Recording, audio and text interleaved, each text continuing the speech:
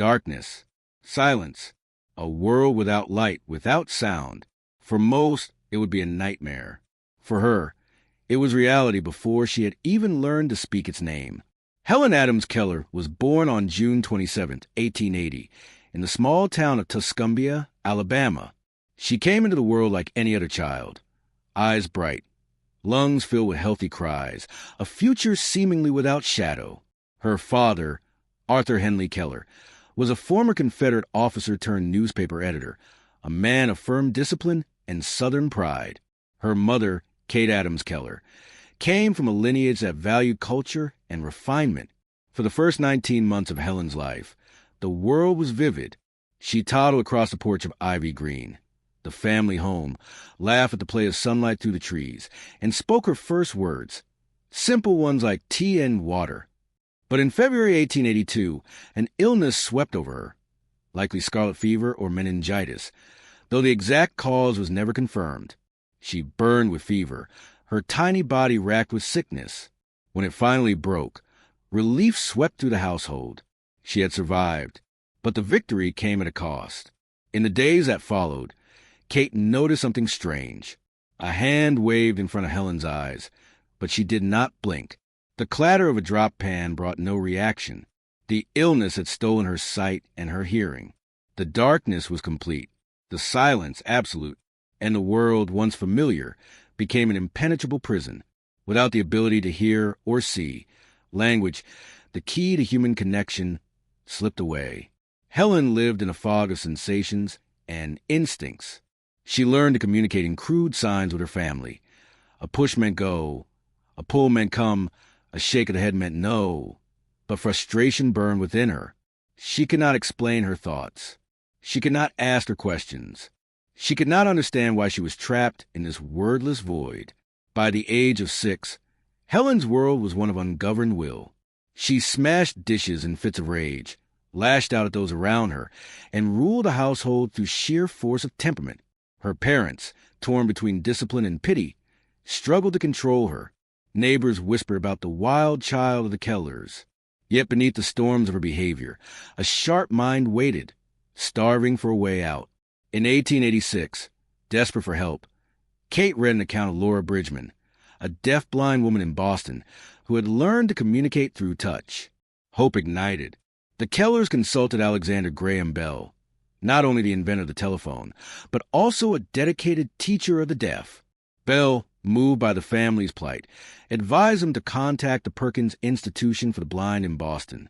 Perkins director Michael Anagnos knew just the person, a young teacher named Mansfield Sullivan. She was 20 years old, herself partially blind, and a graduate of Perkins. Determined, resilient, and with an unyielding belief in the power of education, she agreed to travel south. On March 3, 1887, and Sullivan stepped off the train in Tuscumbia. In her hands, she carried more than a suitcase. She carried the key to Helen's locked mind. The meeting between the two would become one of the most famous in history. Anne's arrival was met with skepticism. Some doubted anyone could tame the willful child. But Anne wasted no time. She introduced Helen to the manual alphabet, spelling letters into her palm, W-A-T-R, D-O-L-O, B-R-E-D. At first, the signs meant nothing. To Helen, they were strange patterns pressed into her skin, without connection to meaning. The battle began immediately. Helen resisted the discipline and demanded. Meals became battlegrounds, lessons a test of wills, and refused to give in, believing that discipline and learning must go hand in hand. She moved Helen into a small cottage on the property, away from the overprotective indulgence of her parents. There, the two began their struggle in earnest. Days passed in frustration. Helen learned to imitate the signs and made, but the symbols floated without anchor in her mind. She could mimic the motions, but she did not understand that each one represented a thing, an idea, a word. Then came the morning of April 5th, 1887. It began like any other, Helen resistant and patient but firm, and led her to the water pump outside.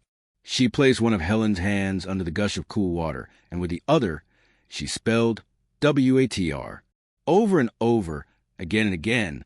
Suddenly, Something broke open inside Helen's mind. The connection was made. The rushing liquid on her skin was the same thing as the pattern in her palm. She dropped the pitcher she was holding, trembling with the shock of understanding. She touched the earth and spelled earth. She touched the pump and spelled pump. Everywhere, Helen reached out, desperate to name the world. By the end of the day, she had learned 30 words.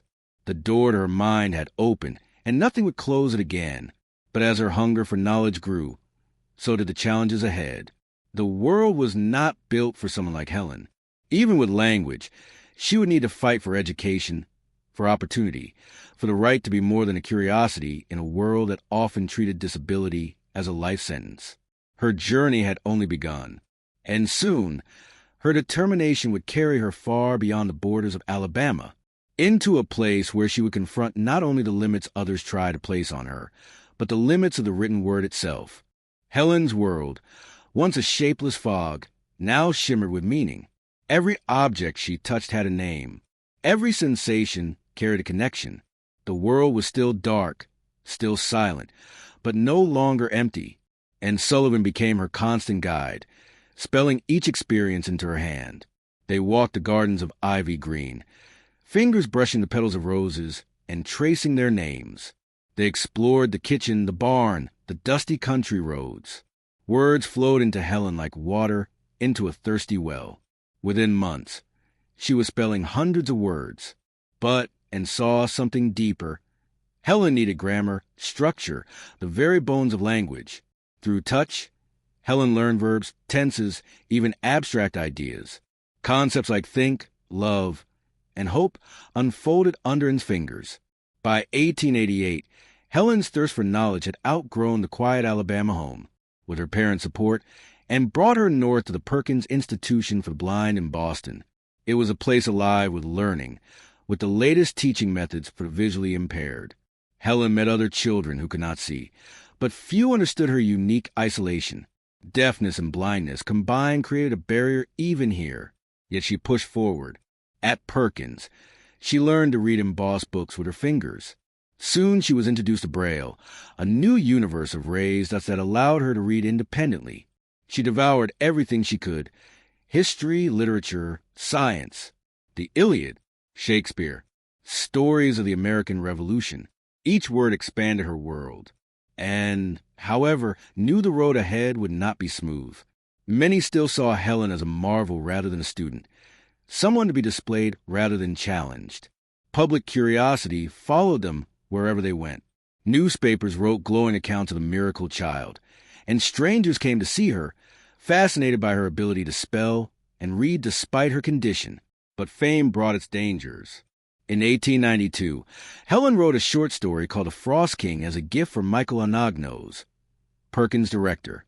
To her shock, it was discovered that her story bore striking similarities to an earlier work, The Frost Fairies by Margaret Canby. Helen had read the original years earlier and unknowingly reproduced its plot from memory. The scandal shook her. She was accused, at just 11 years old, of deliberate plagiarism. Helen could not defend herself fully. How could she explain the workings of her mind, where words entered through touch and memory, sometimes blurring into her own thoughts? The trial within Perkins was deeply humiliating. Though she was ultimately cleared of intentional wrongdoing, the wound stayed with her for life and shielded her as best she could, but both understood the truth.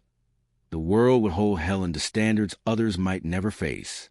Every success would be questioned, every failure magnified. Determined to continue, Helen pushed into more advanced studies. In 1894, she and Anne moved to New York to attend the Wright Humison School for the Deaf. There, Helen learned speech, painstakingly shaping sounds by feeling the vibrations in her teacher's throat and the movements of lips. Though her voice would always carry the mark of her deafness, she was fiercely proud of it. She wanted to speak for herself, not be spoken for. She learned lip reading by touch, resting her fingers lightly on a speaker's face, feeling the shape of words. It was an exhausting skill, one that required deep concentration. But Helen believed language in all its forms was worth the struggle. By the late 1890s, she had set her sights on a goal many thought impossible: attending college. For a deaf-blind woman, higher education was virtually unheard of, but Helen refused to accept the limits others imagined for her. She applied to the Cambridge School for Young Ladies in Massachusetts, a preparatory program for Radcliffe College. There, she would face rigorous courses in Latin, Greek, algebra, and literature. And, always at her side, spelled every lecture, every book, every test into her hand. It was grueling for them both. Anne's fingers swelled from constant spelling, her eyes strained from reading and interpreting, but neither faltered. In 1900, Helen Keller entered Radcliffe College. The achievement alone was monumental, but college life brought fresh challenges. Textbooks had to be translated into Braille or spelled into her hand. Professors sometimes underestimated her. Others were openly dismissive of her presence. But Helen met each barrier with the same stubborn will that had carried her from the water pump to the gates of academia. She wrote essays, studied philosophy, grappled with mathematics, and immersed herself in the works of Homer, Plato, and Kant. She absorbed not just knowledge, but ideas about society, justice, and the human spirit. The social and political currents of the early 20th century swirled around her. The growing labor movement, the fight for women's suffrage, the widening gap between rich and poor. By her junior year, Helen was not just a student. She was a thinker, a writer, and increasingly a woman who saw her education as a tool for something greater. She began corresponding with prominent intellectuals, including the author Mark Twain, who admired her wit and resilience. Twain, himself no stranger to public scrutiny, became a lifelong friend and supporter. Graduation approached, but Helen's ambitions reached further still. She was determined to write about her life, not as an exhibition of miracle, but as a testimony to human perseverance and the power of education. She wanted the world to understand reality behind the headlines, the years of discipline, the constant labor, the frustrations and triumphs. As she sharpened her pen and gathered her thoughts, a question pressed in. How would the world receive the words of a deaf-blind woman telling her own story? The answer would come soon, and it would change not only her life, but the way the world saw a disability forever. In 1903, at just 22 years old, Helen Keller published A Story of My Life. It was not the work of a ghostwriter, nor a stitched-together collection of second-hand tales. It was her voice, shaped through in Sullivan's patient interpretation, but unmistakably her own. The book chronicled her journey from the dark, silent chaos of her early childhood to her education at Radcliffe. It was a record of struggle, discovery, and the relentless pursuit of knowledge. Readers around the world were captivated. Here was proof, undeniable, that deaf-blindness did not mean the death of intellect or ambition. But the book's success brought something more powerful than fame, a platform. Helen now had the ear of the public, and she intended to use it. Her years at Radcliffe had not only expanded her mind, but also sharpened her sense of justice. She had read widely about poverty, workers' rights, and political reform. She saw clearly how disability was often compounded by social inequality. Those born into hardship, like herself, faced overwhelming odds. Yet, unlike her, most never received the support needed to overcome them. Helen's public life began to merge with activism. She joined the American Foundation for Blind, advocating for Braille literacy, accessible education, and employment opportunities for the visually impaired. She campaigned for libraries to stock Braille books, for schools to open their doors to all children regardless of disability. But she did not stop there. The more she engaged with the world, the more she spoke out on issues beyond disability rights. She became a suffragist, demanding the vote for women. She supported the NAACP in the fight for racial equality, a bold and controversial stance in the racially segregated America of her time. She denounced child labor and advocated for workers' rights, joining the Socialist Party in 1909. Some were stunned, even angered, to hear the miracle child speaking about revolution, inequality, and injustice. Admirers who had celebrated her triumph over disability now recoiled from her politics.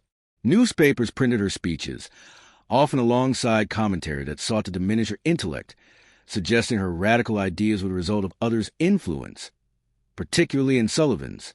Helen knew the truth. Her convictions were her own, She had read the works of Karl Marx and H.G. Wells. She had listened, through touch and transcription, to the voices of workers and reformers. She had seen, with her mind's eye, the gulf between privilege and suffering. Travel became a constant part of her life. She and Anne toured across the United States, raising awareness and funds for causes she believed in. She spoke before packed halls, spelling her words into Anne's hand, who then voiced them for crowd. Her speeches were fiery, unapologetic, demanding a better, fairer world. The bond between Helen and Anne deepened through these years, and had been her teacher, her interpreter, her protector. But the strain of constant work took its toll. Anne's health began to falter, her vision worsening, her body weakened by years of unrelenting effort. Still, she refused to step away from Helen's side. By the 1910s, Helen's activism had made her both admired and controversial. She was invited to meet presidents, yet denounced in editorials.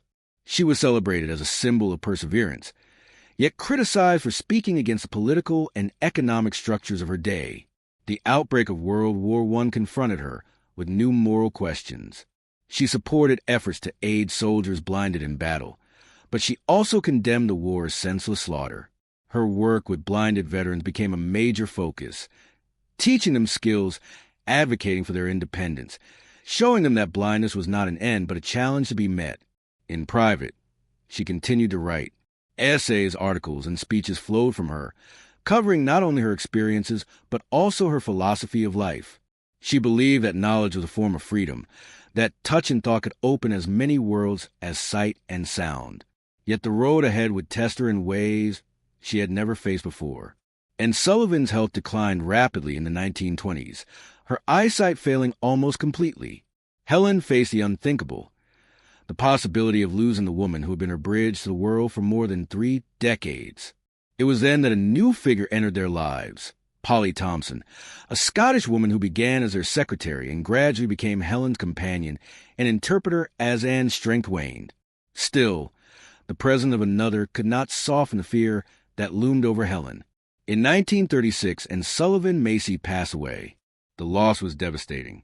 Helen described feeling as though the sky itself had fallen. The woman who had spelled the world into her hand was gone. And yet, in the depths of grief, Helen made a choice. She would not retreat. She would carry forward the mission she and had begun, expanding to reach not just those in America, but people with disabilities all over the globe.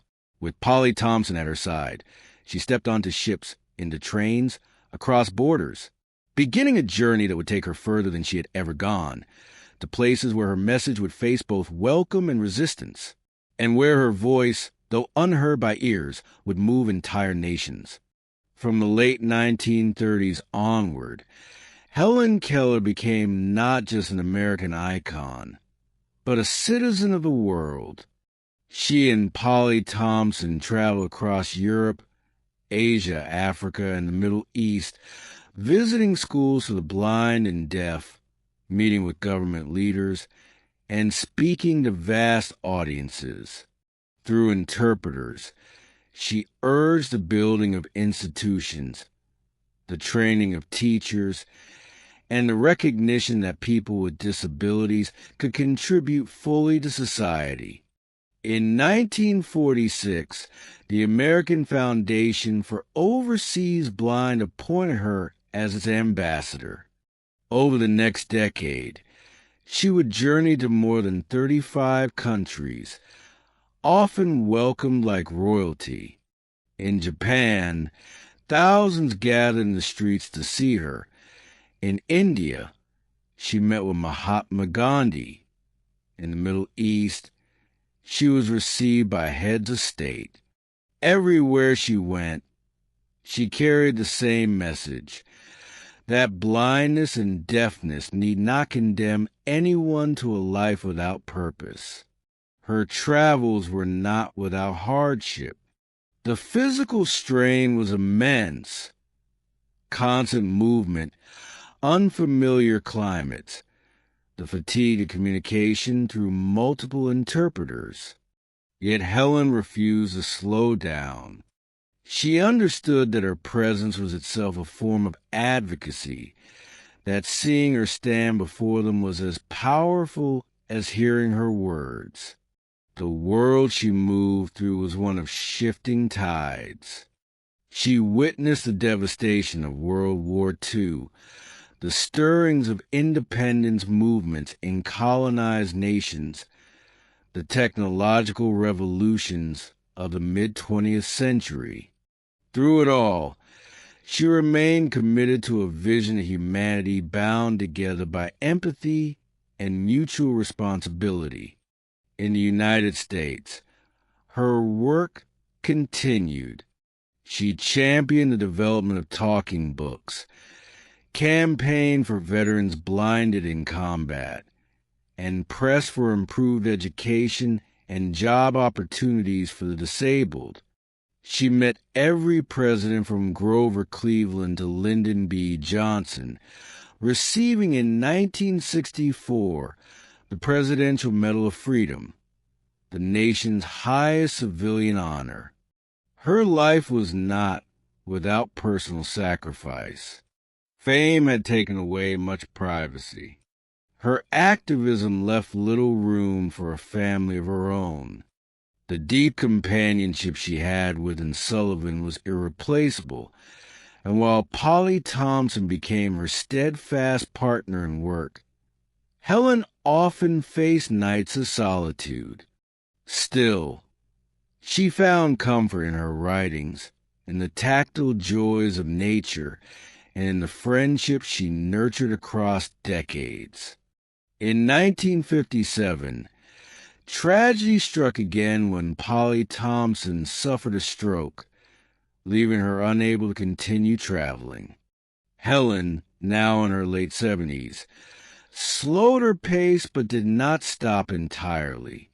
Even as her health declined, she continued to write and to receive visitors from around the world. By the early 1960s, Helen Keller was no longer just a symbol of triumph over disability.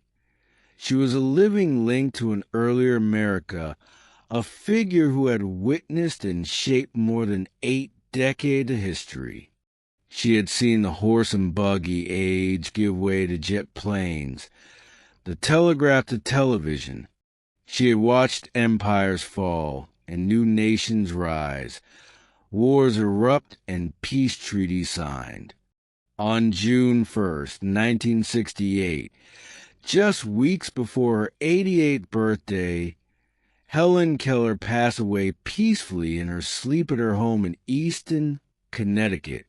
Her ashes were laid to rest at the Washington National Cathedral, beside those of Sullivan and Polly Thompson, a testament to the bond that had defined and sustained her life's work.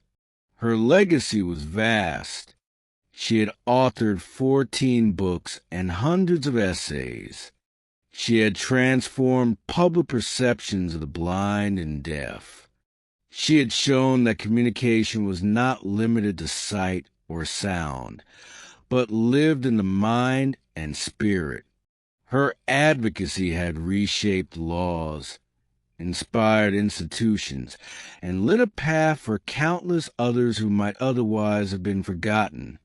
The world remembered her not simply as a girl at the water pump, nor solely as the activist who defied every expectation, but as a voice silent to the ear, yet thunderous in its impact, that demanded a more inclusive, compassionate humanity. Her own words remain etched in the memory of those she touched. Keep your face to the sunshine, and you cannot see the shadow. And so, the shadow that once fell over her life never claimed her. Instead, she walked through the darkness and left a trail of light for the world to follow.